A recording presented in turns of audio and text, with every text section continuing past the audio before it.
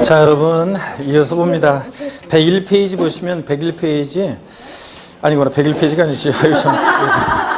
자, 정신이 없네. 자, 여러분, 어딜 보시냐면 321페이지 한번 봅니다, 여러분. 321페이지 보시면 그 동그라미 6번 부담부 증여 있죠? 부담부 증여를 자 설명을 좀 드릴게요. 어떤 거냐면 먼저 한번 보세요. 부담부 증여는 제가 설명을 쭉 드리고 또 교재를 같이 한번 보도록 하겠습니다. 부담부 증여 봅니다. 자, 여기 보시면 부담부 증여는 부담 있는 증여라는 거예요. 자, 설명 잘 듣습니다. 부담 있는 증여라는 건데 부담부 증여. 부담부 증여는 어떤 거냐? 갑이라는 사람이 있고요. 그 다음에 을이 있어요.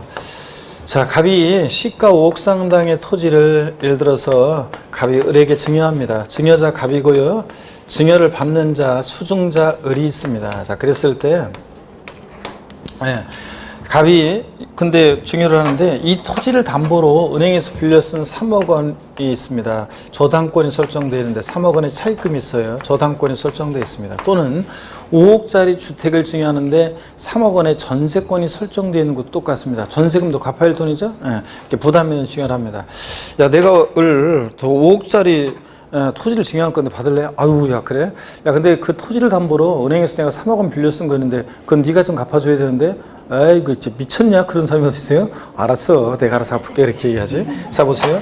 수증자가 알았어, 내가 알아서 갚을게. 그 말은 수증자가 요 채무를요 인수하기로 했다는 얘기죠. 채무를 인수하기로 했을 때, 그랬을 때 증여자와 수증자가 내들 세금관계를 말해봐라 그러면요, 증여자는 수증자가 인수하는 3억 부분에 대해서요 양도소득세를 계산해서 납부할 의무가 있습니다. 3억 원의 양도소득세를 내는 건 아니고 나중에 배우는데 부담부 증여 시 양도차익 계산하는 방법이 있어요. 그래서 3억 부분에 대해서 양도소득세를 계산해서 납부할 의무가 있습니다. 그럼 여러분 보세요.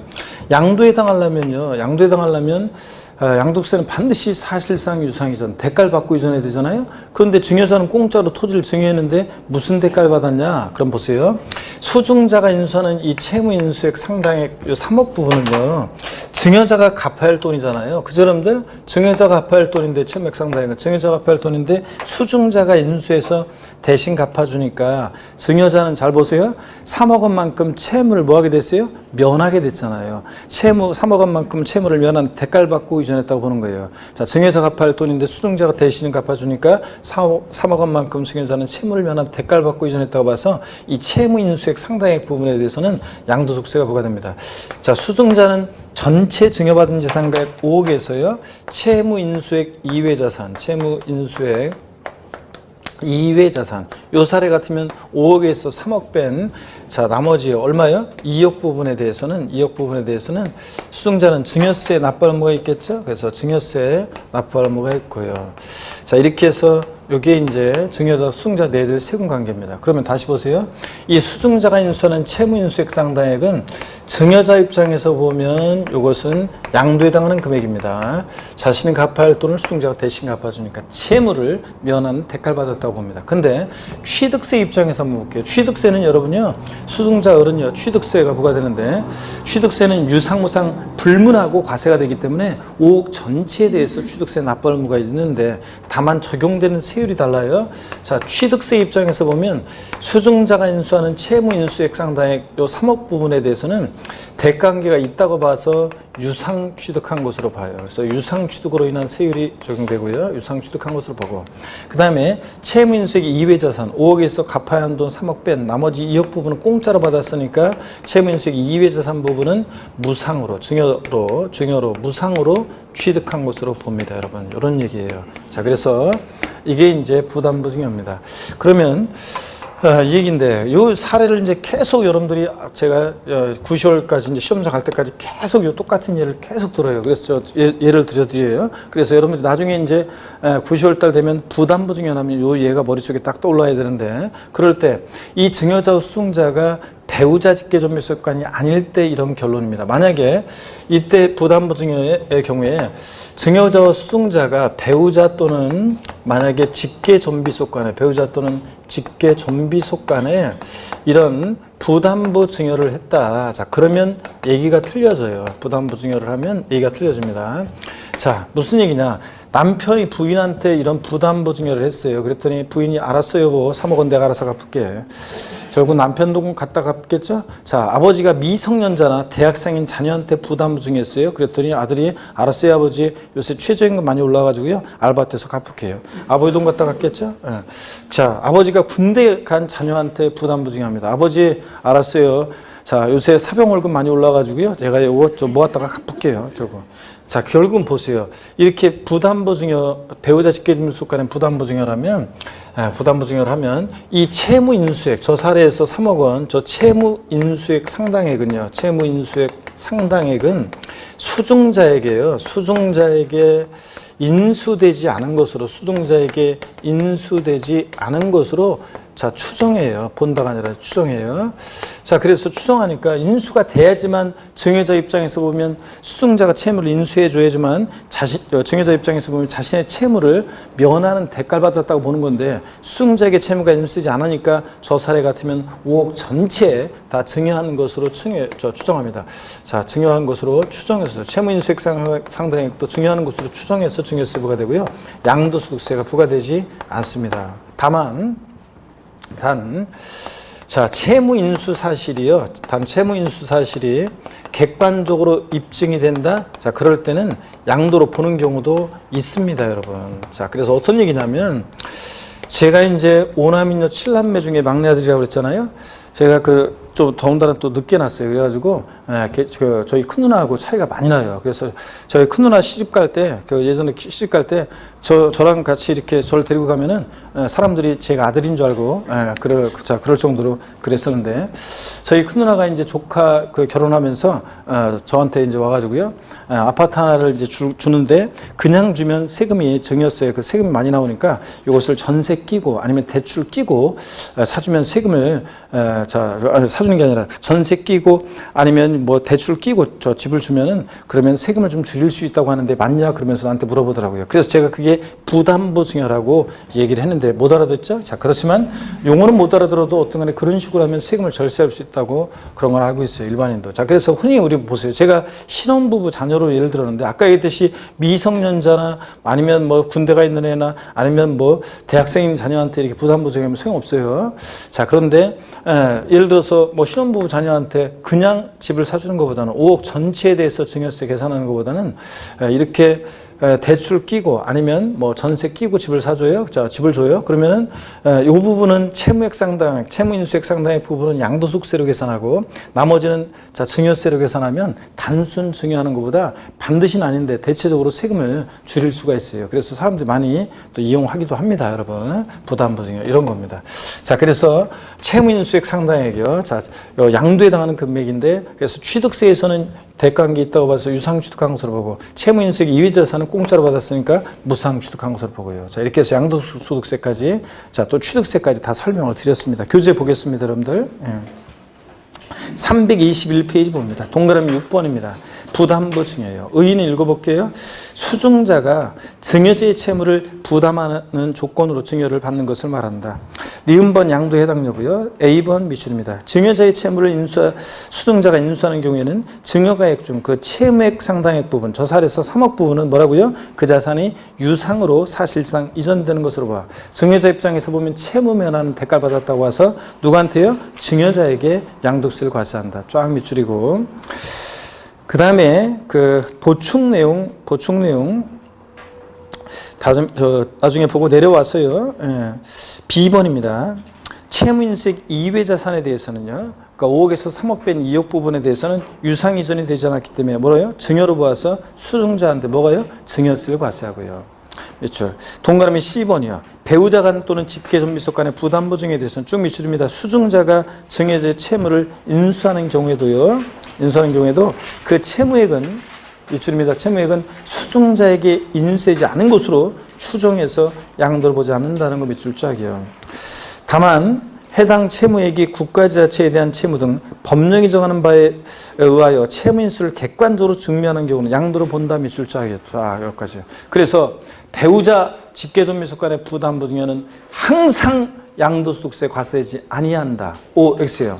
항상 아닙니다. 채무인수사실 입증이 되면 양도로 보는 경우도 있습니다, 여러분. 그래서 표에 거기 쫙 다 정리가 되어 있습니다. 다시 앞으로 잠깐 좀 아까 취득세 부분을 좀 101페이지요. 앞부분을 잠깐 보고 오겠습니다. 101페이지로 갑니다. 앞에 101페이지로 갈게요. 취득세로 좀 갑니다. 제가 양도소득세 할 때 부담부 중에 한꺼번에 설명드린다고 넘어온 게 있는데 101페이지 갑니다. 101페이지 가면 양가로 9번에 배우자 또는 직계존비 속의 부동산 취득의 증여의제. 우리가 원칙적으로 배우자 직계존비 속의 부동산을 취득하면 대관계 인정할 수 없죠. 증여로 취득한 것으로 봅니다. 다만 대관계 있다는 것이 입증이 되는 경우 공매 경매로 취득하거나 배우자 직계존비 속으로부터 교환으로 취득하거나 또 대관계 있다는 것이 입증이 되면 유상 취득한 것으로 본다고 그랬잖아요. 그랬죠? 양가로 9번이 그거고. 양가로 10번을 봅니다. 부담부 증여의 경우 채무인수액에 대한 유상 취득 의제입니다. 먼저 채무인수액 상당액. 저 사례 같으면 5억에서 3억이요. 수용자가 인수하는 채무인수액 상당액은 기억번입니다. 밑줄입니다. 증여자의 채무를 인수하는 부담부 증여의 경우에 그 채무액에 상당하는 부분은 뭐라고요? 유상으로 취득한 것으로 봅니다. 대관계 있다고 봐서. 근데 니은번이요. 배우자 또는 직계존비 속으로부터의 부동산 등의 부담부 증여의 경우에는 위 양가로 9의 규정을 적용하므로 원칙적으로는 배우자 직계존비 속 간에 배우자 직계존비 속 간에 대관계 인정할 수 없죠. 증여로 무상으로 취득한 것으로 봅니다. 다만 대가직판 사실을 증명한 경우에는 자, 배우자 직계존비 속 간의 부담부 증여도 뭐라고요? 유상으로 취득한 것으로 봅니다. 밑줄 쫙입니다. 자, 그 다음에 동그라미 2번 채무인수액 이외 자산이에요. 저 사례에서 5억에서 3억 뺀 2억 부분은 공짜로 받았죠. 그래서 밑줄입니다. 채무인수액 이외 자산을 취득할 때는 뭐라고요? 무상으로 취득한 것으로 본다. 맨 마지막 줄 쫙 밑줄이고요. 자, 이렇게 해서 부담부 증여, 양도소득세와 취득세 관계된 것을 자, 싹 다 소개해드렸습니다. 이해되십니까, 여러분? 다시 뒤로 옵니다. 다시 322페이지로 옵니다. 322페이지. 322페이지 오니까 동그라미 7번에 경매, 공매요. 자, 공매 포함해서 경매, 공매. 공매나 경매로 취득했다. 그러면 공매대금, 경락대금 받고 이전하니까 공매나 경매도 강제적으로 매매가 이루어져도 양도에 해당합니다. 공매대금, 경락대금 받고 이전하니까. 그래서 기억번, 이미 공매 또는 경매 절차에서 부동산에 대한 경락 허가 결정 등이 확정되고 그 대금이 완납된 것이라면 양도소득세 대상인 양도에 해당한다는 거 쫙 밑줄이에요. 그래서 임의 경매든 강제 경매든 공매 경매도 공매대금, 경락대금 받고 이전하는 거니까 사실상 유상 이전으로서 양도에 해당합니다, 여러분. 니은번은 이제 저 시험에 최근에 2번 나왔는데 나중에 민법에서 여러분 조금 지식이 좀 쌓이면 나중에 제가 설명드릴게요. 저를 봅니다, 여러분. 제가 이렇게 강의를 했더니 경매, 공매도 공매대금, 경락대금 받고 이전이니까 사실상 유상 이전으로서 양도에 해당한다. 이렇게 강의했더니 예전에 어떤 곳에서 어떤 주부 수강생이 있잖아요. 쉬는 시간에 저를 찾아왔어요. 수심이 가득한 얼굴로 찾아와서 교수님, 제 친구 얘기인데 좀 뭐 좀 물어봐도 될까요? 그래서 괜찮아요. 제 친구 얘기인데도 괜찮아요? 괜찮아요. 그러면요, 아까 수업 시간에 얘기한 것 중에 제 친구가 그러면요, 사업이 안 돼가지고, 잘못돼가지고 그 집이 경매에 넘어가는 상황인데요. 그런 때도 양도소득세가 과세될 수 있다는 건가요? 그럴 수도 있죠. 아니, 사업이 망했는데도요? 쓸쓸히 걸어가는 주부 수강생이 있었는데 다시 제가 불러가지고 얘기했어요. 우리가 실제로 과세되느냐는 변론이에요. 무슨 얘기냐면 여러분 보세요. 만약에 1억 원에 취득했어요. 그런데 경락된 것이 만약에 8천에 경락이 됐어요. 그러면 자, 1억 원에 사가지고 8천에 팔았다는 거잖아요. 마이너스 2천이니까 양도소득세는 부과되지 않겠죠?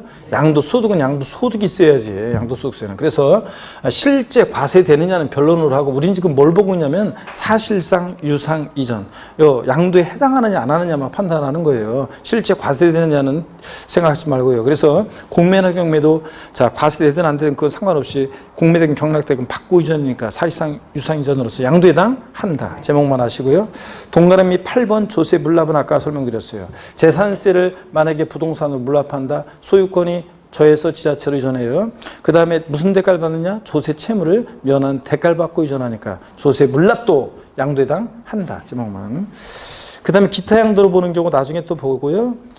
양가로 2번 양도로 보지 않는 경우 봅니다. 자, 그래서 양도로 보는 경우 줄줄이 깨고 있어야죠. 매매, 교환, 공매, 경매. 그 다음에 법인의 현물 출자, 대물 변제, 부담부 증여, 수용 이런 것들 양도해당 한다는 것들. 그 다음에 양가로 이건 양도로 보지 않는 경우 무상이전이요. 자, 양도란 등기록에 관계없이 그 자산이 유상으로 사실상 이전된 것을 말하므로, 자, 무상으로 이전하는 것은 양도에 해당하지 않는다 밑줄이요. 29회 시험 지문에 나왔었고, 무상 이전 양도에 해당하지 않는다 밑줄. 323페이지 환지 처분 및 보류지 충당되는 경우에요. 원칙 양도에 해당하지 않는데요.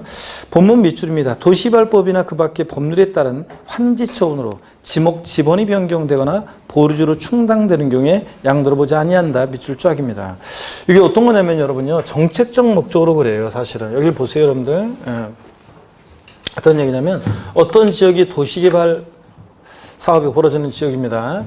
그럴 때 갑이라는 사람이 A 토지를 소유하고 있는데 사업이 시작되면 사업 시행자로 갔다가 사업이 종료하게 되면 사업주군의 다른 토지로 환지를 받아요.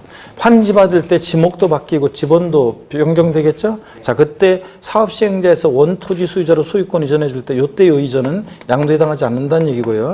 또 원토지 소유자들이 사업 시행자한테 토지 소유권을 이전했는데 이 토지가 만약에 보류지에 충당되는 토지다. 자, 그러면 보류지라는 것은 공익적 목적에 쓰려고 보류하는 공공용지, 또 그 다음에 공사비용에 대체하기 위한 땅 채비지를 말합니다. 그랬을 때 채비지를 말하는데, 이럴 때 얘네들이요 공공용지 채비지를 말하는데, 이럴 때 요때 원토지 소유자에서 사업시행자로 이전할 때 요때 이전은 양도에 해당하지 않는다는 얘기입니다. 그러면 여러분요, 공짜로 지금 이전하는 거냐고요? 아니에요. 다 대가를 받고 이전합니다. 근데 그러면은 양도에 해당해야 되잖아요. 사실상 유상이전. 근데 왜 양도에 해당하지 않냐고 하냐면 정책적 목적으로 그래요. 도시개발 사업 같은 게 벌어지는데 원토지 소유자와 사업시행자 사이에 내부적으로 왔다 갔다 하는 것에 대해서 세금을 부과하면 절차도 늦어지고 사업 비용이 증가하기 때문에 도시개발 사업 등의 원활한 진행을 위해서 환지 처분으로 지목지번 변경되거나 보류지로 충당되는 경우에는 양도에 해당하지 않습니다.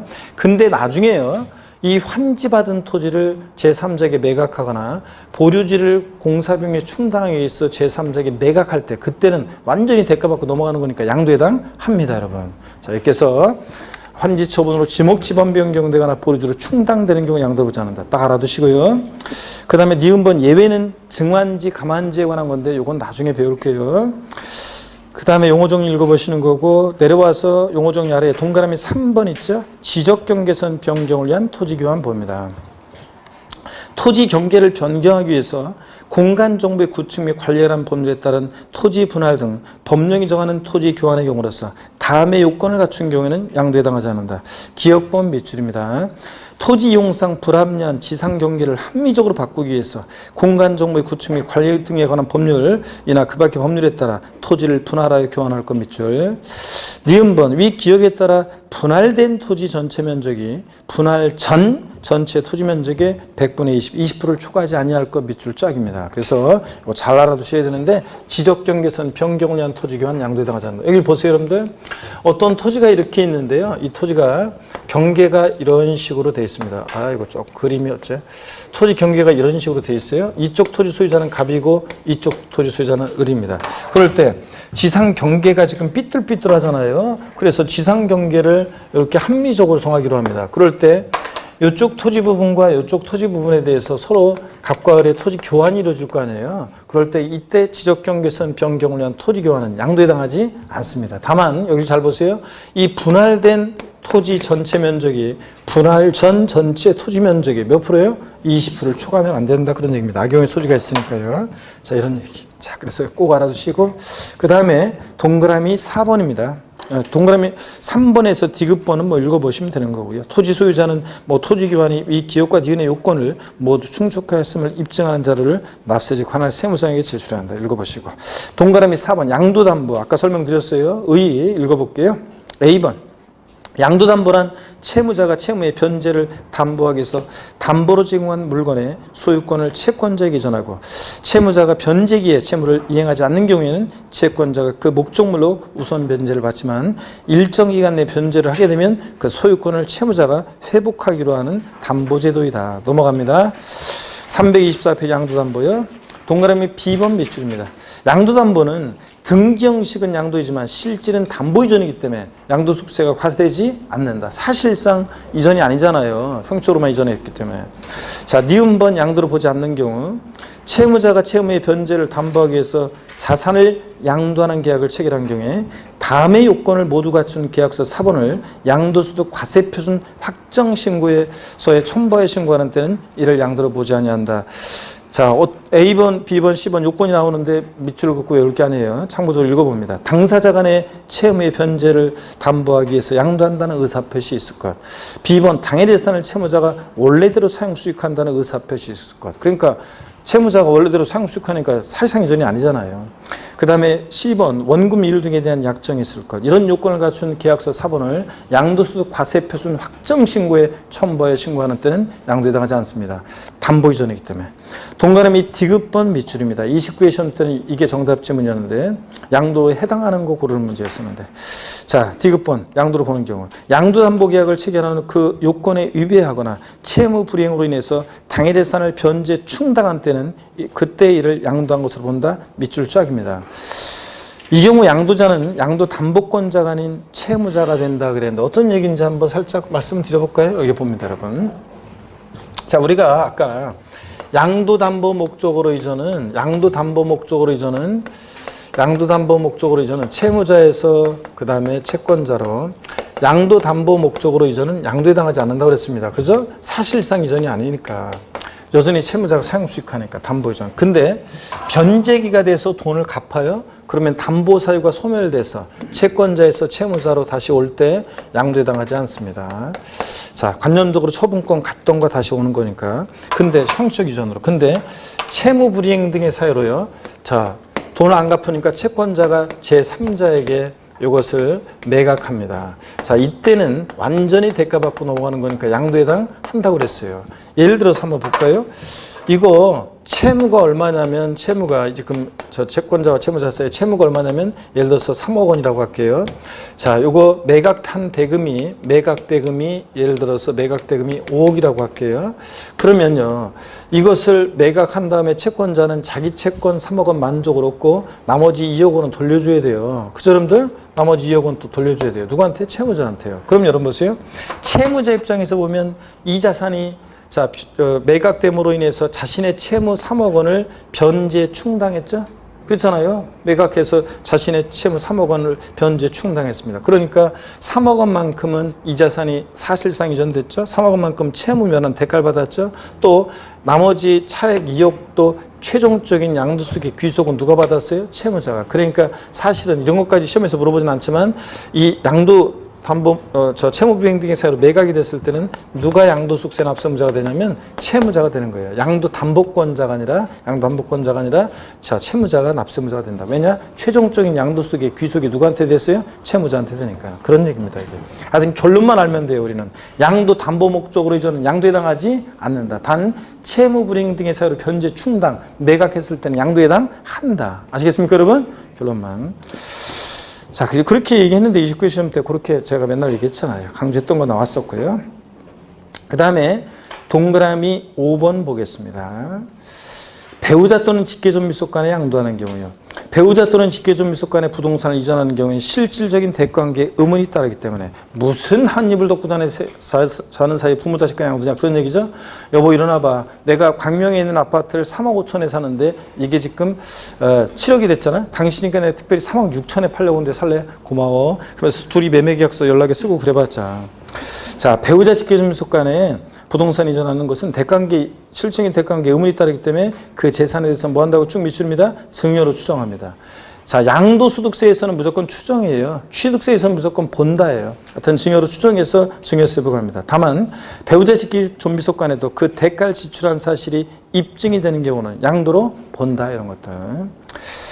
됐습니다. 밑줄이고 그 다음에 나머지 내용들은 우리가 동그라미 6번, 7번 이런 거, 공유물 분할 뭐 이런 것들 나중에 우리가 배우도록 하겠습니다. 나중에 다음 순환에 너무 많이 배우면 좀 그러니까 다음 순환에 다 배우겠습니다. 지금은 넘어갑니다. 326페이지요. 예제 문제 보겠습니다. 소득세법상 양도에 해당하는 것은 그랬습니다. 28회 때 문제인데요. 1번 도시개발법이나 그 밖의 법률에 따른 환지 처분으로 지번이 변경되는 경우 정책적 목적으로 양도에 해당하지 않는다고 그랬습니다. 2번 부담보 증여 시 그 증여가액 중 채무액에 해당하는 부분을 제외한 부분은요. 5억에서 3억 뺀 나머지 2억 부분은 이거 뭐예요? 공짜로 받았잖아요. 채무액 상당액이 대가관계 있다고 보는 거지. 예? 양도에 해당하지. 채무인수익 이외 자산 2억 부분 공짜로 받았으니까 이거는 무상 이전입니다. 3번이요. 소득세법상 소득세법 규정에 따른 양도담보 계약을 체결한 후 채무 불이행 등으로 인해서 당해 재산을 변제 충당한 때는요. 이때는 완전히 대가받고 넘어간 거죠. 양도에 해당한다고 그랬습니다. 그래서 정답은 3번이고 4번, 5번은 나중에 배웁니다. 자, 그 다음에 제3절 양도 및 취득시입니다. 자, 가끔씩 나오는 건데 29회 시험 때 나왔기 때문에 가끔씩 나오는 건데 29회 시험 때 독립화 문제로 나왔기 때문에 30회 시험은 독립화 문제로 출제 가능성은 좀 높지 않고 뭐 종합 문제 속에서 지문 한 줄 나올 수는 있고요. 자, 어떤 간에 오늘 일반적 거래의 경우만 보고 가겠습니다. 326페이지 일반적 거래의 경우 어느 때를 양도 및 취득시기로 하느냐 원칙 대금 청산일인데요. 자산의 양도차익을 계산할 때 그 취득 시기 및 양도 시기는 쭉 밑줄입니다. 해당 자산의 대금을 청산한 날로 합니다. 자, 그리고 이 경우 이어지는 얘기는 지금 보지 말고요. 읽지 말고 헷갈리니까 읽지 말라고 그랬는데 꼭 읽어보고서 질문하시는 분들이 있어요. 딴 데서. 진짜. 자, 읽지 말고 지금은 헷갈리니까. 그냥 하여튼 원칙 언제라고요? 대금 청산한 날입니다. 그럼 대금 청산한 날이 언제냐? 327페이지 맨 꼭대기에 박스에 있습니다. 자, 대금 청산한 날이라는 것은 실제로 잔금을 지급한 날을 말하며 계약상 잔금 지급 약정일이 아니다 및 출작이요. 그래서 취득세는 매매 같은 유상승계 취득의 경우에 원칙 계약상 잔금 지급인데 양도세는 계약서와는 상관없고 실제로 잔금의 전부를 주고받은 날을 자 취득 시기로 합니다. 양도 시기로 해요. 대금 청산한 날. 예외 등기 접수일이 되는 경우가 있는데 동그라미 1번 대금 청산한 날이 분명하지 않다 그러면 자 대금을 청산한 날이 분명하지 않은 경우에는 밑줄입니다. 등기부 등록부 명부 등기 제된 등기 등록 접수일 명의계수일 쫙 밑줄이요. 주식은 주주명부에 등재되고 명의계수일 취득시로 하는데 우리는 부동산 세법이니까 하여튼 부동산은 등기 접수일입니다. 등기 접수일. 하여튼 등기 등록 접수일 명의계수일은 대금 청산일이 불분명할 때. 동그라미 2번이요. 대금 청산 전에 소유권 이전 등기했다 그러면 대금을 청산하기 전에 소유권 이전 등기했을 때는 등기부 등록부 명부 등에 제된 자 밑줄입니다. 등기 접수일이에요. 자 그러면 어려울 거 없네요. 매매 같은 일반적인 거래의 경우에 양도소득세 양도 및 취득 시는 원칙 언제다? 대금 청산일. 불분명하다? 등기 접수일. 대금 청산일 전에 등기했다? 등기 접수일. 이겁니다. 그래서 사례 문제로 한번 보겠습니다. 여러분들 사례로 한번 보겠습니다. 이걸 보세요. 사례로 한번 보시면 예를 들어서 갑과 을이라는 사람이 자 어떤 거래를 합니다. 부동산을 자 매매하는데 개인 간 거래입니다. 개인 간 부동산 매매고요. 개인 간 매매인데 계약일이 2019년 예를 들어서 3월 2일이고요. 2019년 3월 2일이고 계약서 상으로 잔금 지급하기로 한 날이 2019년 4월 예를 들어서 10일이고요. 실제로 근데 잔금이 지급된 날, 대금 청산일이 대금 청산한 날이 예를 들어서 2019년 4월 20 만약에 20일입니다. 그 다음에 을명의로 등기가 이루어진 등기 접수일이 예를 들어서요. 자 2019년 6월 25일입니다. 6월 25일. 자 이랬을 때요. 자, 을 입장에서요. 자, 여러분 잘 보세요. 을 입장에서 양도소득세가 아니라 취득세상의 양도소득세가 아니라 취득하는 것에 대한 취득세상의 취득 시기는 언제가 되겠습니까? 취득 시기 언제예요? 네? 취득세 매매 같은 유상승계주 개인간 거래니까 취득 시기는 원칙 언제예요? 계약상 잔금지급 4월 10일입니다. 근데 양도소득세상의 취득 시기는 언제냐? 그러면 양도소득세상의 취득 시기는 언제예요? 나중에 이걸 갖고 있다가 을이 팔 때 을이 또 이걸 갑으로부터 취득해서 뭐 병한테 팔 때 그때 취득 시기 언제로 합니까? 양도소득세상의 취득 시기는 대금 청산일. 등기일은 늦고 그러니까 대금 청산일 4월 20일입니다. 이렇게 달라요, 여러분들. 자, 그 다음에 또 봅니다. 갑 입장에서 여러분 볼게요. 갑 입장에서 양도소득세상의 양도시기는 언제입니까, 여러분? 양도시기 언제예요? 갑이 입장에서 양도소득세상의 양도시기는 언제예요? 예? 갑자기 자신감이 확 잃었어요. 자신감을. 예? 자, 다른 곳에 보니까 그냥 눈치만 보는 사람인데 사만 해놓고, 자, 양도소득세상의 취득시는 언제냐면 대금 청산일이요. 4월 20일입니다. 여러분, 요 대금 청산일에 있잖아요. 이 대금 청산일에 갑과 을이 만났잖아요. 4월 20일 날. 예? 그래서 갑은 이날이 판날이고 양도일이고, 을은 이날이 뭐한 날이에요? 산날이고. 그래서 제목이 양도시기 및 취득시기예요. 매매 같은 경우는 같은 날이에요. 대금 청산일이 양도자는 양도일이고 사는 사람은 이날이 취득일이 되는 거고. 아시겠습니까, 여러분? 같은 날이에요. 자, 그럼 이번엔 이렇게 하겠습니다. 등기 접수일이 3월 25일로 하겠습니다. 등기 접수일이 3월 25일로 하겠습니다. 다른 조건은 다 똑같고요. 자, 그러면 취득세상의 취득시기는 언제예요? 취득시기 원칙 계약상 잔금질인데 등기일이 빠르면 언제예요? 등기일이고 3월 25일. 자, 양도소득세상의 취득시 언제예요? 원칙 대금 청산일인데 등기 접수일이 빠르니까 대금 청산 전에 등기했으니까 등기 접수일 3월 25일이에요. 자, 양도소득세상의 취득시는 똑같은 거예요. 같이 가는 거예요. 언제예요? 자, 등기 접수일인 3월 25일입니다, 여러분. 이거 이해하셨죠? 그럼 이번엔 이렇게 하겠습니다. 등기 접수일을 다시 6월 25일로 바꾸겠습니다. 다시. 그리고 계약상 잔금지일이요. 이 계약상 잔금지일이 불분명합니다. 명시되지 않았고요. 자, 또 대금 청산일도 명시 안 됐어요. 불분명합니다. 불분명해요. 자, 그랬을 때 취득세상 취득시기는 언제입니까? 우리가 취득세, 매매 같은 유상 승계 취득은 원칙 계약상 잔금지일. 명시가 안 됐다. 계약일로부터 60일 경과하는 날. 국수공판법 같은 객관적인 취득은 사실상 잔금지일. 그 전에 등기하면 언제고? 등기 접수일이고요. 하여튼 중간에 오신 분들은 반드시 세법 첫 강의부터 1월달 첫 강의부터 인강을 부지런히 들으면서 따라와야지 3, 4월 달에도 적응할 수 있지. 만약에 안 듣고 그냥 하면은 계속 3, 4월 달에도 힘들어집니다. 세법이. 그러니까 꼭 여러분들이 첫 강의부터 들으면서 부지런히 따라보셔야 되고요. 자, 그래서 여기 볼게요. 자, 이런 경우에 취득세는 원칙 계약상 잔금지일인데 명시가 안 됐으니까 계약일로 며칠이요? 60일 경과하는 날. 그러니까 뭐 한 5월 1일 정도 되려나요? 이렇게 계약 60일 경과하는 날. 그 다음에 또 봅니다. 양도소득세상의 취득시는 언제예요? 양도세는 원칙 대금 청산인데 불분명하면 등기 접수일 6월 25일이고요. 또 양도시기는 똑같이 같이 갑니다. 대금 청산일 불분명하면 언제? 등기 접수일 6월 25일입니다, 여러분. 아셨죠? 이렇게 해서 취득세하고 다 한꺼번에 비교해서 봤습니다. 자, 그러면 어디로 가시냐면 여러분요. 일반 특수한 거래의 경우는 나중에 우리가 배우도록 하겠습니다.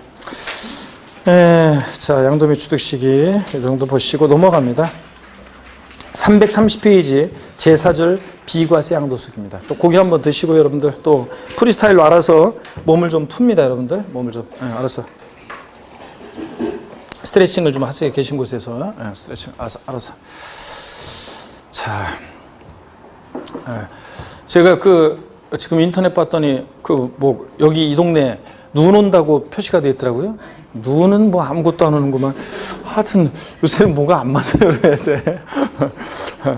자, 하여튼 그래서 아무것도 안 오고 있습니다. 비과세 양도소득입니다. 제4절.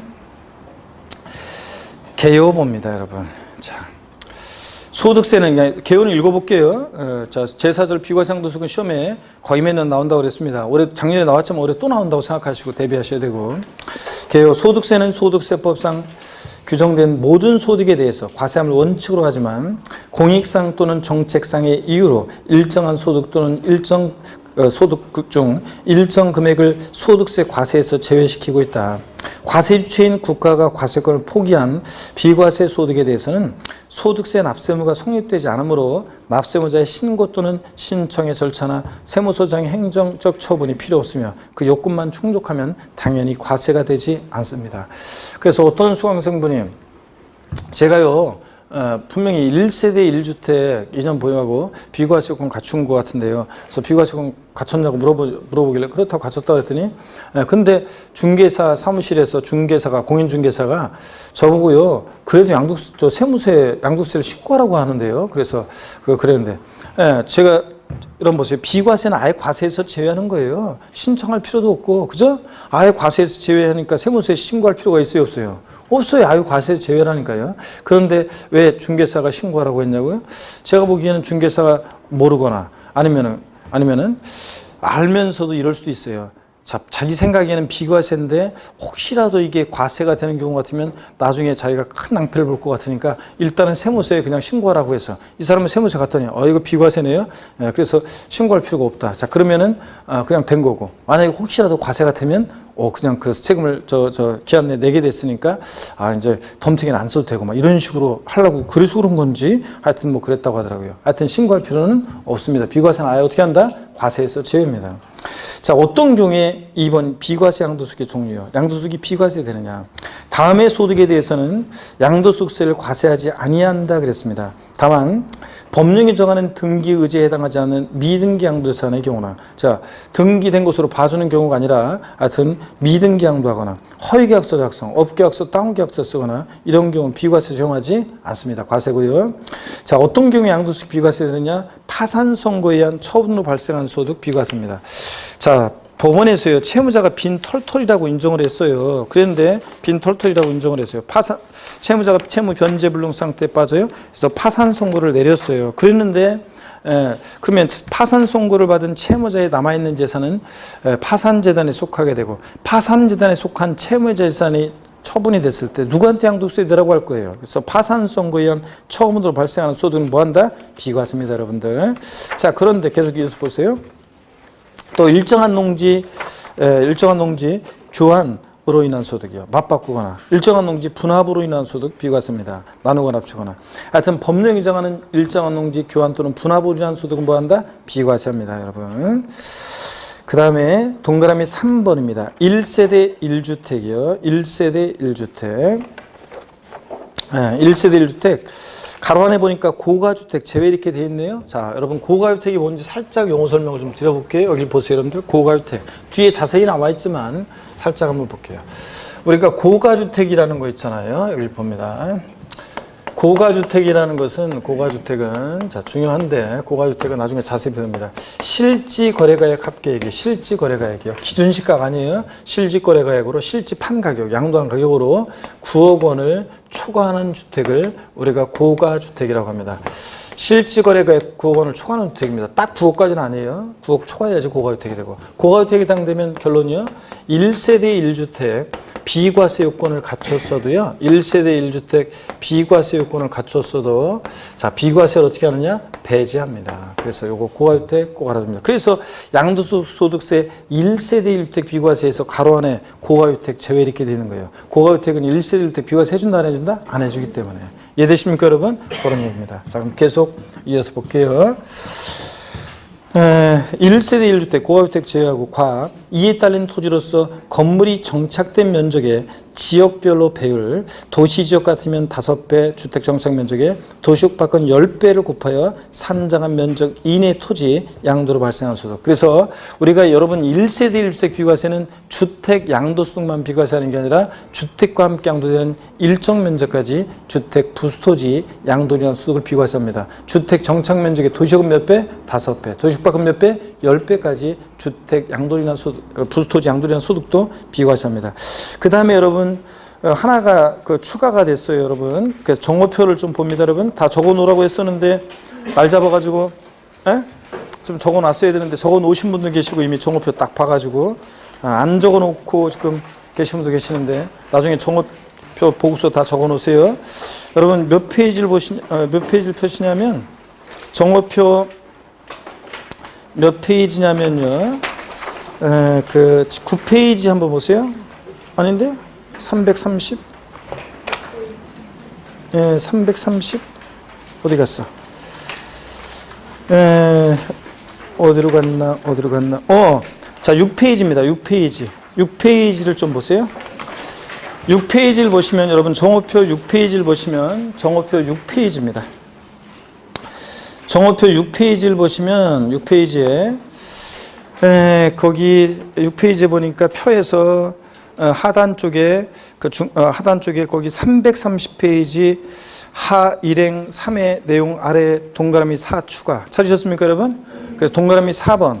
지적 제조사에 관한 특별법 규정의 18조에 따른 경계 확정으로 지적 공부상의 면적이 감소되어 같은 법 20조 규정에 따라 지급받은 조정금 있죠? 이 조정금은 비과세됩니다. 이거. 자, 그래서 거기 우리가 교재 330페이지 자, 맨 하단에 동그라미 3번 아래에다가 동그라미 4번 해가지고 요 내용을 나중에 추가해서 적어 놓습니다. 2019년 올해 개정세법입니다. 이거 추가가 됐어요. 비과세 양도소득의 종류에 여기 하나가 더 추가됐습니다. 그래서 지적 제조사에 관한 특별법 규정에 따른 경계 확정으로 지적 공부상 면적이 감소돼가지고 지급받은 조정금은 요거 뭐한다? 비과세입니다, 여러분. 자, 그래서 요거를 여러분들이 딱 적어 놓으시고요. 넘어갑니다. 331페이지 계속 봅니다. 331페이지 맨 꼭대기를 보니까요. 그래서 비과세 소득이 지금 4가지가 됐잖아요. 네? 파산 선고에 의한 처음으로 발생한 소득 비과세, 일정한 농지 교환 또는 분합으로 발생한 소득 비과세, 또 그 다음에 또 1세대 1주택 및 부토지 양도량 소득 비과세, 그리고 조정금에 대한 거. 그래서 4가지가 됐죠? 오주선다 문제에서 딱 좋잖아요, 여러분들.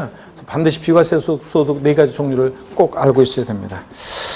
자, 그 다음에 331페이지 농지 대토 및 8년 제촌 작용 농지 양도에 대한 양도세는 면제 대상에 해당한다. 무슨 얘기냐면 시험에서 또 이렇게 나올 수도 있어요. 다음 중 양도소득이 비과세되는 경우가 아닌 것은 그래가지고요. 8년 제촌 작용 농지 양도소득이라든가 일정한 농지 대토인한 소득은 양도소득세를 감면합니다. 조세 특례제한법상 감면 대상이지 비과세 대상이 아닙니다. 우리가 비과세와 감면은 다르다고 그랬잖아요. 그래서 비과세 대상이 아니라 얘네들은 감면 대상이다.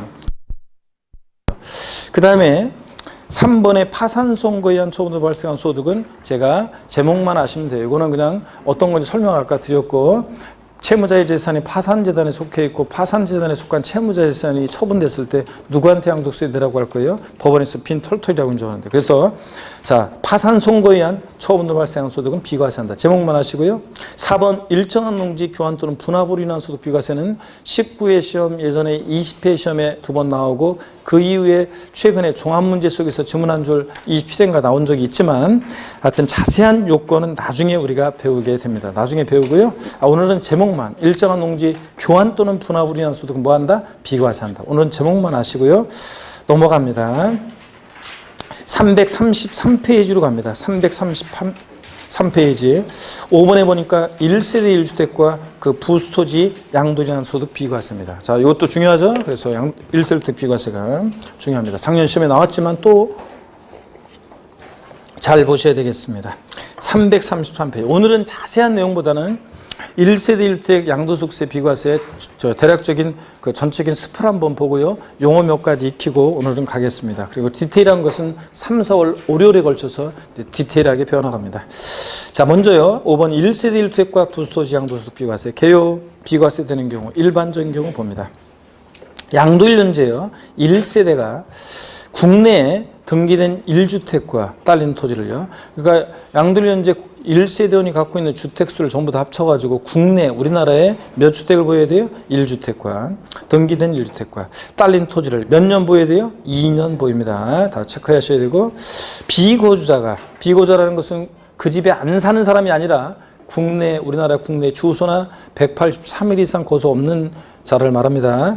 비고자가 해당 주택을 3년 이상 계속해서 보유하고 그 주택에서 거주한 상태로 거주하러, 자, 국내 주소나 183일 이상 거주가 있는 거주자로 전환됐을 때는 그런 주택일 때 몇 년 보유요? 3년이요. 다 체크입니다. 비고자가 거주로 전환될 때는 3년 이상 보유하는 양도한 경우에 거주자에 대해서 양도소득세를 과세하지 않는다. 우리 양도소득세 비과세는 양도일연제 국내 1세대가 양도일연제 국내 1주택을 몇 년 보여야 돼? 2년 보유하면 비과세입니다. 다만 비고자가 거주로 전환될 때 몇 년 보여야 돼? 3년을 보여야 되고요. 동그라미 2번 조정지역 내 주택의 경우 취득 당시의 조정지역에 있는 주택의 경우에는 조정대상 지역 내 주택을 취득했을 때는 해당 주택의 보유한이 2년, 비고자 거주한 전일 때는 3년, 그 아래로 두 줄 내려봐서 이상이고, 자, 또 밑줄입니다. 그 보유한 중, 거주기한 몇 년이요? 2년 이상이 한다. 그래서 여러분, 조정대상 지역 내 주택을 취득했을 때는 이따가 자세히 보겠지만 2017년 8월 3일 이후에 취득한 조정대상 지역 내 주택은 보유기한 중에 몇 년 거주? 2년 거주 요건에 추가됐다는 거. 조정대상 지역이 아닌 지역은 그냥 2년 보유만 하면 비과세지만 이따가 뒤에 나오지만 조정대상 지역 내 주택을 2017년 8월 3일 이후에 취득한 주택은 거주기한 요건이 있다는 거. 몇 년 거주한다고요? 2년 거주한다는 거. 그리고 조정대상 지역이 그 표에 나와 있는데 이게 작년에 조정이 있었어요. 그래서 시험에서 요거 조정대상 지역을 갖다가 구체적으로 알고 있는지를 묻는 그런 문제는 안 나올 거고요. 그냥 조정대상 지역, 서울 당연히 조정대상 지역, 나머지는 그냥 참고인데 거기 부산에 보면 뭐 연제구가 빠지고 남구, 기장, 부산진 빠지고 새로 뭐 추가되는데 구리, 안양, 동안, 광교, 수원, 팔달, 용인, 수지, 뭐 기흥구, 뭐 용인, 기흥구 뭐 이런 데들이 추가되는 데가 있어요. 근데 그런 것들은 여러분들이 뭐 그런 것들을 자세히 알 필요는 없습니다. 대충 넘어갑니다. 한쪽 가르친 2번 비과세가 배제되는 경우 또 잘 알아두셔야 되는데요. 먼저 동그라미 1번 밑줄입니다. 비거주자가 양도하는 경우요. 예외가 있지만 비거주자가 양도하는 경우에는 1세대 1주택 비과세 안 해줍니다. 여러분 왜 그러냐면 우리가 1세대 1주택 양도 소득에 대해서 비과세도 해주고 또 과세가 되더라도 1세대 1주택자는 나중에요 장기 보유 특별공제라고 해서 장특공제 이런 것도 많이 해주고 여러 가지 혜택이 있어요. 왜 1세대 1주택자에 대해서는 비과세도 해주고 과세가 되더라도 혜택을 주느냐. 여러분 우리가요 1세대 1주택자가 갖고 있는 주택이라는 것은 어떤 의미가 있냐면 자산적 가치로 그것도 있지만 그렇지만 우리 사회와 국가의 가장 기초단위인 가정의 보금자리적 성격이 강하잖아요. 그렇기 때문에 1세대 1주택자의 양도세금 비과세하는 겁니다. 근데 여러분 비거주자요. 미국에 살고 있는 재미동포요. 국내에는 주소도 없고 183일 이상 거소도 없는 재미동포가 우리나라에 있는 국내에 있는 1세대 1주택을 팔아요. 그럼 그 사람이 재미동포 갖고 있는 우리나라 국내 1주택이라는 것은 자, 그 사람의 보험자는 해외에 있고 그 사람이 갖고 있는 주택은 오로지 자산적 가치를 그거밖에 없잖아요. 그렇기 때문에 비거주 양도할 때는 1세대 1주택 비과세 해준다 안 해준다? 안 해줍니다. 배제하고. 동그라미 다 밑줄입니다. 2번 실지거래가액이 9억 원을 초과하는 고가주택을 양도했을 때 비과세 해준다 안 해준다? 안 해줍니다.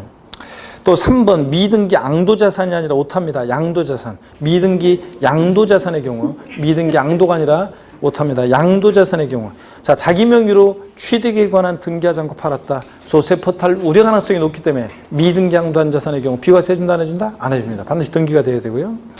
그 다음에 4번 허위계약서 작성의 요구 밑줄입니다. 업계약서나 다운계약서 썼어요. 매매계약서에 적은 거래가액과 실지거래가액을 다르게 적었어요. 그러면 실지거래가액과 매매계약서에 적은 거래가액이 다르다. 허위계약서 작성했다. 업계약서, 다운계약서 쓰면 비과세 배제합니다. 이 허위계약서 작성과 관련한 자세한 얘기는 나중에 배울 건데 오늘은 제목만 기억하면 돼요. 자, 그래서 비거주자가 양도하거나 고가주택 양도하거나 또 그 다음에 미등기 양도하거나 허위계약서 작성하면 1세대 1주택 비과세 해준다 안 해준다? 안 해준다. 꼭 알아둡니다.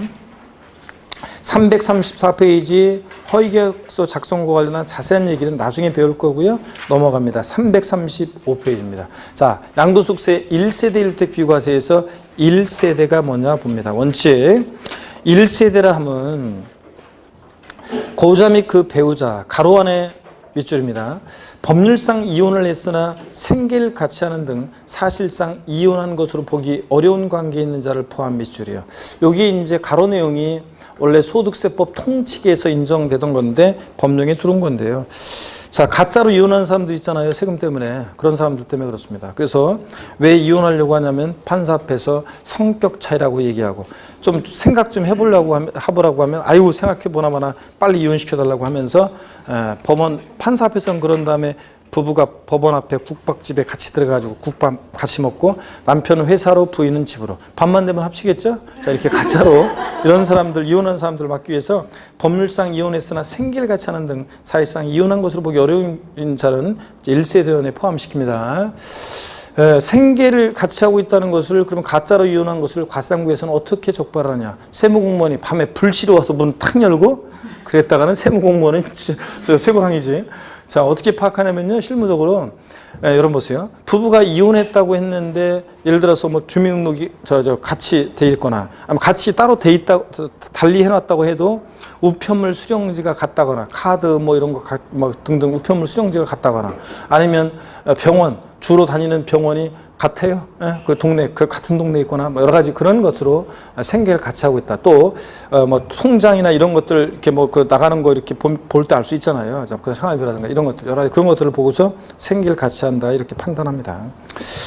하여튼 1세대라면 고자 및 그 배우자가 두 번째 줄 그들과 같은 주소 곳에서 생계를 같이 하는 가족을 말하는데요. 그 가론에 보니까 생계를 거주자 및 그 배우자의 직계존비속 그 배우자 포함해서요. 미 형제자매를 말하며 뭐 형제자매나 부모님도 같이 생계를 같이 하면 같은 집에서 취약 질병에 의한 근무상인편, 상업상인편으로 본래 주소 곳에서 일시 퇴관자 포함입니다. 그렇지 않으면 주소 잠깐 옮겨놓으니까. 그 다음에 한쪽 가르친 2번 봅니다. 자, 배우자가 없어도 1세대를 보는 경우요. 배우자가 없어도 1세대를 보는 경우. 배우자 없이도 사투리 같은데 배우자가 없어도 1세대를 보는 경우. 다음의 경우에는 원래는 배우자와 함께 1세대를 구성하는데 배우자 없어도 단독 세대 구성할 수 있는 경우가 있습니다. 해당 고자의 나이가 몇 세요? 30세 이상인 경우는요. 세대 분리할 수 있습니다. 이 가운데 30세 이상 노처녀 노총각 또 될 사람들 잘 들어보세요. 부모님이 집 한 채가 있는데 또 집 한 채를 살라고 그래요. 아버지 엄마 우리 집이 있는데 또 하나 엄마 아빠 명의로 집을 또 사면 1세대 주택이에요. 원장도 하는 거 무조건 과세대예요. 뭐 비과세 특례도 있긴 하지만 그래서 일단은 요것을 내 명의로 내가 30세 이상이니까 내 명의로 취득해서 날 주소를 딴 데로 옮겨놓으면 그러면 각각 세대 분리가 돼요. 그래서 1세대 주택 비과세권 갖출 수 있어요. 그런 다음에 이제 그렇게 했습니다. 나중에 시간이 지나서 아버지가 야, 네 인감수장 좀 갖고 와라. 왜요?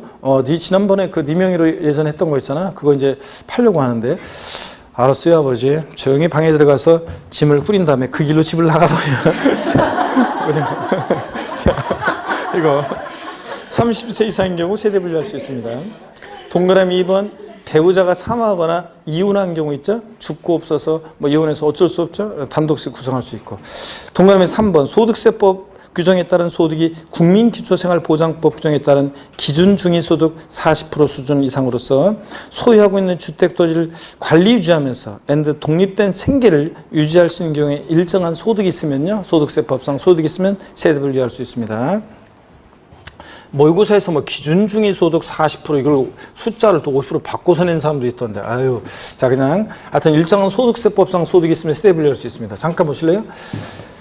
제가 꼭 얘기해드리는 수강생이 있는데 이 타임에서 경기도 평택에서 2000년대 제가 중후반에 경기도 평택에 정리할 때 28세 미혼의 어떤 여성 수강생이 있었어요.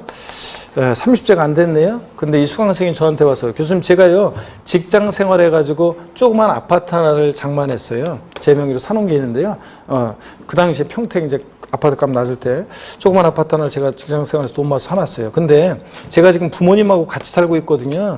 근데 만약에 제가 주소를 다른 데로 달리하면 제가 이거 1세대를 구성할 수 있다는 건가요? 그렇습니다. 30세 안 됐어도 소득세법상에 일정한 소득이 있으면 세대 분리할 수 있다. 그런 얘기입니다. 자, 그래서 제가 항상 하는 얘기가 있죠. 결혼한 미혼 남성 수강생들한테 항상 하는 얘기가 있습니다. 어떤 여자하고 결혼해야 되냐? 이런 여자하고 결혼해야 돼요. 요즘 보면 미혼 여성들 중에서는 보면 돈 벌어요. 직장 생활에서 돈 모아가지고 명품 사고 뭐 하고 뭐 옷 사고 뭐 하고 이러면서 돈 다 써버리고 뭐 하나도 그냥 돈 모아놓지 않고 나중에 부모님한테 더 다 달라고 하고 그런 사람들이 대부분인데 이렇게 하나를 보면 열을 할 수 있잖아요. 직장 생활에서 어떡하네 조그만 아파트라도 살 정도 부모님이 좀 도와줬는지 모르겠지만 아파트 하나 살 정도의 이런 똑순이하고 결혼하면 나중에 월급 꼬박꼬박 갖다 주잖아요. 그러면 이런 여자는 어떻게 할 여자냐면 나중에 어느 날 퇴근길에 여보 어느 동네로 와봐 그래서 내가 왜 그러냐고 그랬더니 좀 와보면 알아 그래가지고 갔더니 자, 내 손을 꼭 잡아주면서 여보 그동안 직장 생활하고 그러면서 고생 많았어 그러면서 내 손에다가 열쇠 하나를 딱 쥐어주면서 내가 당신 몰래 아파트 하나 사놨어 이럴 여자입니다. 아시겠습니까 여러분? 그래서 내가 항상 또 미혼 남성 수강생들한테 하는 얘기가 얼굴 있잖아요. 결혼해서 오래 살다 보면 얼굴을 자세히 서로 상대방 배우자의 얼굴을 자세히 볼 일이 없어요. 그래서 뭐 아침에 저 밤에 와도 퇴근했어도 왔냐고 하면 왔어 뭐 그러면서 이렇게 지나다니고 밥 먹을 때도 식탁에서 반찬 보면서 이렇게 밥 먹고 그러지 얼굴을 자세히 볼 일이 없단 말이지. 그러니까 이런 똑순이하고 결혼해야지 노후가 편안해진다 이런 얘기. 자, 이렇게 해서 배우자 없이도 단독세 구성할 수 있는 경우요. 동그라미 3번에서 세 번째 줄 계속 봅니다. 다만 미성년자의 경우는 이런 소득이 있어도 세대 분류할 수 없는데 제외해야 돼. 미성년자는 제외해야 돼. 근데 미성년자 결혼, 맞박이 피도 안 마른 녀석이 결혼했다거나 가족이 사망해서 다 죽고 없다거나 부귀한 사유가 있으면 1세대 구성이 불가피하면 뭐 그러하지 않냐 이런 거 읽어보시고요. 1세대 범위 참고적으로 좀 보충 내용 1세대 범위 잠깐 볼게요. 1번에 동일한 장소에서 생계를 같이 하는 가족의 주민등록상 현황과 사실상 현황이 다른 경우에는 사실상 현황에 따른다. 무슨 얘기냐면 여러분요. 이렇게 뭐 의료보험이든 뭐든 뭐 그런 것 때문에 원래는 부모님하고 자식이 생계를 달리하고 있어요. 다른 곳에 살아요. 그런데 뭐 여러 가지 그런 것 때문에 부모님을 자기 주민등록상에 올려놓는 그런 경우도 있어요. 그럴 때는 우리가 형식적으로는 실무적으로는 동일한 주민등록표상에 있으면 1세대원으로 보거든요. 그러니까 그럴 때는 적극적으로 생계를 달리한다는 것을 입증을 하면 그러면 1세대원이 아니게 될 수도 있습니다. 이렇게 사실상 현황에 따라서 과세하니까. 2번 1세대 1주택 비과세 규정을 적용하는 경우에 부부가 각각 세대를 달리 구성하는 경우에도 동일한 세대를 본다. 부부는 아무리 주소를 달리해놓고 그래도 동일한 1세대로 봅니다. 이혼하기 전까지 이런 것들. 그 다음에 양가로 3번 양돌 현재 국내 1주택을 보유하죠. 자, 1세대가 양돌 현재 국내 1세대가 갖고 있는 주택수를 전부 다 합쳤을 때 1주택을 보유해야 됩니다. 주택의 정의 참고적으로 봅니다. 주택이라 하면 허가 여부나 공부상 용도 구분에 관계없이 사실상 주거용으로 사용하는 건물을 말한다. 그렇죠 여러분들? 실질과세원주상 당연한 거고. 동그라미 2번 양도 현재 1주택을 보여요. 그러므로 양도 당시 국내 1주택을 보유하고 있으면 되는 것이지 2년에 보유한 동안 다른 주택을 보유한 사실이 없어야 하는 것은 아니다. 그렇습니다. 과거에 집이 몇 채 있었는지는 상관없어요. 양도 현재만 1주택이면 됩니다. 물론 이제 나중에 이제 2021년도부터는 절 보세요. 집이 여러 채가 세 채가 있었어요. 세 채가 있었는데 차례차례 팔고 마지막 주택 남은 거예요. 지금은 양도일 현재만 2년 보유하고 있으면 이 마지막 남은 주택 이거 마지막 양도하는 거 비과세 받을 수 있는데 2021년도부터는 이제 보면은 차례차례 팔고 마지막 남은 주택 있잖아요. 그 마지막이 된 1주택이 된 그 시점부터 다시 몇 년 보여야 돼? 2년 보여야 돼요. 그래서 나중에 2021년부터는 그래서 2년 유예를 두고서 나중에는 이제 그래서 지금까지는 하여튼 우리 시험까지는 하여튼 양도일 현재만 1주택이면 되고 양도 올해 같은 경우는 하여튼 차례차 팔고 양도일 현재 그 주택이 보유한 기간이 2년 보유하고 있으면 비과세 받을 수 있는 거고요, 여러분들. 이런 것들. 하여튼 과거에 집이 몇 채 있었는지는 상관없다. 그 다음에 335페이지 맨 아래 상시 주거용이 주거 목적이 아닌 별장, 콘도미니엄, 합숙소, 펜션 등은 주택으로 보지 않는다. 당연히 그렇죠? 넘어갑니다. 336페이지. 동그라미 3번입니다. 동그라미 3번. 국내 소지하는 주택으로만 판단. 양돌 현재 국내 1주택이어야 돼요. 그러니까 비과세부 판단 시 1주택은 양돌 현재 국내 1주택을 보유하고 있으면 된다. 그러므로 국내 주택 한 채와 국외 주택 한 채를 소유하는 거주자가 국내 소지하는 주택을 양도했을 때는 1주택 양도로 보아 비과세 관한 규정을 적용받을 수 있다. 자, 그래서 우리나라 국내 주택 하나가 있어요. 1세대는 갖고 있는 주택이. 그 다음에 해외에도 주택이 하나가 있어요. 그랬을 때 국내 주택을 양도할 때 1세대 몇 주택 양도로 봐? 1주택 양도로 봅니다. 해외에 있는 주택은 주택수 계산에 포함한다 안 한다? 안 합니다, 여러분. 그 다음에 한쪽 가르친 2번 비과세되는 주택 부수토지 면적이요. 자, 1세대 1주택 비과세는 주택 양도소득만 비과세하는 게 아니에요. 주택에 딸린 토지는 주택의 양도소득이 비과세되는 경우에 그에 딸린 토지 양도소득도 비과세합니다. 동그라미 1번 이때 비과세되는 주택 부속토지 면적은 도시지역 내 토지 같으면 밑줄여 건물 정착 면적 몇 배? 5배. 도시역 밖은요 주택 정착 면적 몇 배요? 10배까지 비과세합니다. 그 다음에 나머지 얘기들은 차차 우리가 3, 4월, 5, 6월에 걸쳐서 배워나갈 거고요. 337페이지 양가로 4번을 봅니다. 337페이지. 1세대가 양도일 현재 국내 1주택을 몇 년 이상 보여야 돼? 2년 이상 보유할 것. 자, 봅니다. 동그라미 1번이요. 일반적인 경우 2년 밑줄 비고자가 고조로 전환된 경우 몇 년 보유? 3년 이상 보유. 자, 읽어보면 그 얘기가 길게 나와 있어요. 그 다음에 동그라미 2번입니다. 조정 대상 지역 내 주택의 경우요. 자, 이제 자세히 나와 있어요. 취득 당시에 조정 대상 지역에 있는 주택을 2017년 8월 3일 이후에 취득한 경우에는 해당 주택의 보유기간 중에 자, 몇 년 거주한다고 그 줄 끝에요? 자, 330페이지 맨 아래에서 더 위로 두 번째 줄 끝에 이상이고 보유기간 중에 자, 몇 년 거주요? 2년 이상해야 한다. 거주기간이 2년 이상해야 한다. 그래서 조정 대상 지역 내에서 2017년 8월 3일 이후에 취득한 주택은 그렇습니다. 그 전에 취득한 주택은요. 그냥 2년 종전처럼 2년 보유만 하면 비과세 받을 수 있습니다. 넘어갑니다. 338페이지로 넘어갑니다. 자, 338페이지로 가니까 그 한쪽까지 입은 예외 보유기간 특례 그래가지고요. 이제 여러분이 나중에 이제 3, 4월 달에 배우는 게 뭐냐면 2년 보유를 못했어요. 그랬는데도 2년 보유 못했는데도 비과세 받을 수 있는 특례가 쭉 나옵니다. 그 다음에 이제 339페이지 있죠. 여러분들이 또 궁금해하는 또 6번 1세대 1주택에 대한 비과세 특례예요. 주택이 두 채예요. 그 중에 하나 먼저 양도했어요. 그랬는데도 1세대 1주택 양도로 보는 1세대 2주택 특례예요. 그래서 주택이 두 개인데도 먼저 양도한 주택이요. 1세대 1주택 양도로 보는 특례예요. 그래서 주거 이전을 목적하는 1세 2주택이라든가 이런 것들이 쭉 나와요. 그래서 이런 것들을 나중에 이제 우리가 또 배우게 됩니다. 넘어갑니다, 여러분들. 그래서 이제 뭐 참고적으로 우리가 주거 이전을 목적한 1세 2주택이요. 종전주택 팔고 이사 가려고 새로운 주택 샀어요. 그래서 이거 안 팔려가지고 종전주택이 그럴 때 신주택 취득일로부터 종전주택을 몇 년 내 팔면 되냐면 3년 내 양도하면 돼요. 3년 내 양도하는 게 원칙이에요. 근데 이제 거기 340페이지 니은번에 보다시피 340페이지 니은번에 한번 보세요. 상단 340페이지 니은번에 보니까 종전주택이 조정대상 지역에 있는 상태에서 조정대상 지역의 신규 주택을 취득. 조정대상 지역에 공고가 있은 날 이전에 신규 주택을 취득하기 위해서 매매계약을 체결하고 계약금을 지급한 사실이 증빙서류에 의해서 확인되는 경우는 제외하고 하는 경우에는 2년 이내 종전주택을 양도하는 경우 이를 1세 주택 양도로 본다. 자, 그래서 일반적으로는 주거 이전을 목적으로 한 일시적 2주택이요. 신주택 취득일부터 종전주택 몇 년 내에 팔면 비과세예요? 3년 내. 근데 조정대상 지역 내에서 자, 요거 조정대상 지역 내에 있는 주택 같으면은 요거 조정대상 지역 공고가 있은 날 이전에 신규 취득한 주택은 제외하지만 하여튼 조정대상 지역 내 주택은 몇 년 내 양도해야 한다고 이거? 몇 년 내? 2년 내 양도해야 한다고. 기간 좀 짧아졌죠? 그래서 2년 내 양도해야 한다. 이런 것들을 주의합니다. 그 다음에 됐고요. 그래서 그 참고에 보면 이제 조정대상 지역 내 일시적 1세대 2주택에 대한 비과세 중복 보유 허용기간 단축에 대한 적용례가 나와 있어요. 그래서 여기 조정대상 지역이기 때문에 여러분들 관심이 좀 있을 것 같아가지고 다른 곳에는 안 읽었는데 여러분들을 읽고 있습니다. 그래서 한번 여기 보세요. 그러면 이게 이제 2018년 9월 13일 이전에 조정대상 지역 내 주택은 같으면은 저기한데 그 이후에 취득한 주택들이 이제 하여튼 2년 이내에 양도해야 한다는 얘기들이 쭉 나와 있습니다. 한번 참고로 볼까요? 참고. 조정대상 지역 내 일시적 1세대 2주택 비과세 중복 보유 허용기간 단축에 관한 적용례 등. 그래서 1번.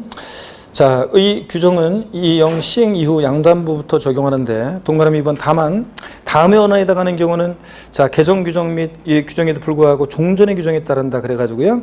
1번 조정대상 지역에 종전의 주택이 있는 1세대가 2018년 9월 13일 이전에 조정대상 지역에 있는 주택을 취득했을 때는 종전처럼 몇 년 내 팔면 돼요? 3년 내 팔면 되는 거고 그러니까 2018년 9월 14일 이후에 취득한 주택만 취득한 신규 주택일 때 그때가 이제 요게 몇 년 내에 팔아야 돼? 2년 내요. 요거 그런 얘기입니다. 그래서 이 정도는 여러분들 궁금해하실 것 같아가지고 요거만 제가 알려드렸고 자세한 1세대 2주택 특례는 3, 4월 달부터 우리가 배우게 됩니다. 넘어갑니다. 3, 4월 5, 6월에 걸쳐 배워나가고요. 쭉 넘어가요.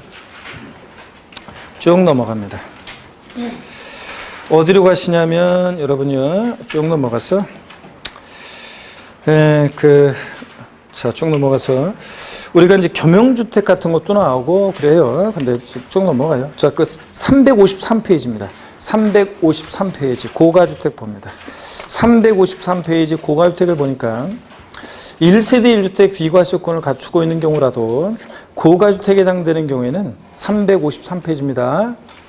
9번 고가주택 찾으셨습니까 여러분? 네, 다시요. 1세대 1주택 비과세권을 갖추고 있는 경우라도 고가주택에 해당되는 경우에는 실지거래가액에 따른 양도가액이 9억 원 초과금액에 대해서는 비과세가 적용되지 않는다. 다만 이 경우에 안분을 통해서 9억 원까지는 일반주택으로 봐 비과세를 적용한다. 나중에 이제 자세히 설명드릴 거지만 고가주택이라는 것은 실지양도한가액이 9억 원을 초과하는 주택인데 이 고가주택이 1세대 1주택 비과세권을 갖췄어요. 그러면 9억 원까지는 고가주택이 아니잖아요. 그래서 비과세를 해줘요. 근데 9억 초과액 부분은 고가주택이니까 과세예요. 그래서 이제 이거 안분 계산해가지고 9억까지 비과세, 9억 초과액만 과세하기 때문에 안분해가지고 비과세권을 충족한 고가주택에 대한 양도차익 계산 이런 것들을 우리가 이제 배우게 되고 시험에 또 최근에도 출제가 됐었고요. 이제 계산 문제를 같은 것도 연습하게 됩니다. 오늘은 그냥 의의만 보고 갈게요. 양가로 1번 고가주택의 범위에서 의의입니다. 기억번 고가주택이란 주택 및 이에 딸린 토지 양도 당시 미출입니다. 실지거래가 합계액이 얼마요? 9억 원 초과하는 것을 말합니다. 미출이요. 기준시가 아니라는 거. 그 다음에 이제 나중에 이제 고가주택에 대한 판정, 양가로 2번 고가주택에 대한 양도차익 계산 같은 이런 것들 나중에 이제 우리가 3, 4월, 5, 6월에 걸쳐서 배워나갑니다. 지금은 넘어갑니다. 자, 그리고 355페이지 제5절 양도세 면제와 경감 있죠? 355페이지 이거는 그냥 기본서라 그냥 집어넣은 거예요. 8년 제촌 작용농지 양도세 감면 이 내용이 옛날에 출제된 적도 있지만 지금은 조세 특례 제한법 규정으로 빠졌기 때문에 조세 특례 제한법 내용이기 때문에 지금은 출제 가능성이 아예 없다나 이렇게 말은 안 하지만 극히 낮습니다. 그래서 출제 이거는 그냥 여러분들이 개인적으로 궁금하신 분들 여러분들이 읽어보시면 되고요. 넘어갑니다. 자, 그래서 요거는 강의하지 않고 넘어가고 어디로 가냐면 359페이지 있죠? 359페이지 제6절 양도소득세 계산구조 359페이지 양도세 계산구조. 자, 여기부터 이제 어렵고 중요하다고 그랬잖아요, 여러분들. 나머지 부분은 자꾸 보면 되는 건데 양도세에서도 여기 계산 과정 여기부터가 이제 중요합니다. 또 그래서 여러분들 다음 주에 우리 마지막이죠? 그렇잖아요. 다음 주에 종강할 때 여기를 봅니다. 다음 주에 수업을 안 들었다? 안고 없는 찐빵을 드신 거니까 꼭 다음 주에 오셔가지고 요거 전체적인 양도세 계산 과정 구조 용어 익히고 또 전체적인 모습을 보고 그 다음에 이제 예정신고, 확정신고 납부 시험에 또 매년 나오는 건데 그런 것들을 자 배우고요. 그런 다음에 3, 4월 달을 맞이해야지 기본 틀이 잡혀 있어야지 여기다가 이제 디테일한 것들을 세워 넣을 때 이제 이해가 됩니다. 그리고 제가 강의는 이제 1, 2월 달에 3, 4월 달까지는 우리가 1월 달에 여러분들이 아주 그냥 그 의지에 불타는 눈빛으로 1월 달에 봤어요. 각오를 다지면서. 이제 2월 말쯤 되면 흐지부지 되잖아요. 그랬다가 3월 달 되면 이제 또 작년에 아깝게 떨어지신 분들, 또 새로운 분들, 또 여러분 빠졌던 분들, 으쌰으쌰 또 다시 또 각오를 새롭게 해서 나오는데 또 시간 지나면 4월 달 양도소득세 할 때 정도 되면 또 분위기가 틀어진단 말이죠. 그래서 5월 달에는 첫 주부터 바로 양도소득세를 들어갑니다. 자, 바로 그냥 기초가 돼 있기 때문에 이제 5월 달은 바로 양도소득세부터 들어가요. 그래서 다음 주에 꼭 여러분들이 오시길 당부드리고 왜 복습 안 하고 그냥 가려고 그냥 분위기가 다 막 그런 분위기인데 하여튼 부담부 중에 하나만 요거 다시 하고 가도록 하겠고요. 그러면 요것만 복습하고요. 아 진짜 자 봅니다. 부담부 중에 갑이 5억짜리 토지를 증여하는데 여기 3억 원의 차입금이 있습니다. 저당권 설정되어 있다. 또 5억짜리 주택을 증여하는데 3억 원의 전세권이 설정되어 있다. 이런 부담인 증여했을 때 알았어. 내가 알아서 갚을게. 수증자가 채무를 인수하기로 했을 때 증여자와 수증자 내에 대한 세금 관계를 말해봐라. 증여자는 수증자가 인수하는 채무 인수액 상당의 부분에 대해서 뭐요? 양도소득세 납부할 의무가 있고 증여자는 수증자는 전체 증여받은 이상가액 5억에서 3억 갚아야 하는 돈 뺀 나머지 2억 부분은 공짜로 받았으니까 채무 인수액 이외 재산은 뭐래요? 증여세 납부할 의무가 있고 취득세로 보면 이 채무인수액 상당액은 대가관계 있다고 보죠. 증여자 입장에서 보면 채무를 면한 대가를 받고 이전했다고 봐서 자신이 갚아야 할 돈을 수증자 대신 갚아주니까 채무 면한 대가를 받았다고 봐서 자 취득세 입장에서 채무인수액 상당액은 유상취득으로 보고 채무인수액 이외 자산은 공짜로 받았으니까 무상취득으로 본다. 다만 배우자 직계존비속 간의 부담부 증여 아닐 때 얘기지 배우자 직계존비속 간의 부담부 증여하면 채무인수액은 수증자에게 인수되지 않은 것으로 추정 해가지고 증여세부가 되고 양도세부가 되지 않는다. 단 배우자 직계존미소 간의 부담부 중에도 채무인수 사실이 입증이 되면 양도로 보는 경우도 있다. 자, 그래서 취득세에서는 자, 배우자 직계존미소 간의 부담부 중에는 채무인수액 상당액이요. 원칙적으로 자, 취득세 입장에서 증여받아 취득한 것을 보고 다만 채무인수 사실 입증이 되면 채무인수액 상당액도 양도로 보는 경우 유상취득으로 보는 경우도 있다. 요걸 아까 취득세까지 연결해서 봤어요. 자, 그래서 부담부 증여 요거만 자, 일단 다시 한번 설명드렸고 다음 주에 씩씩한 모습으로 다시 뵙겠습니다. 고맙습니다. 감사합니다. 수고하셨습니다, 여러분.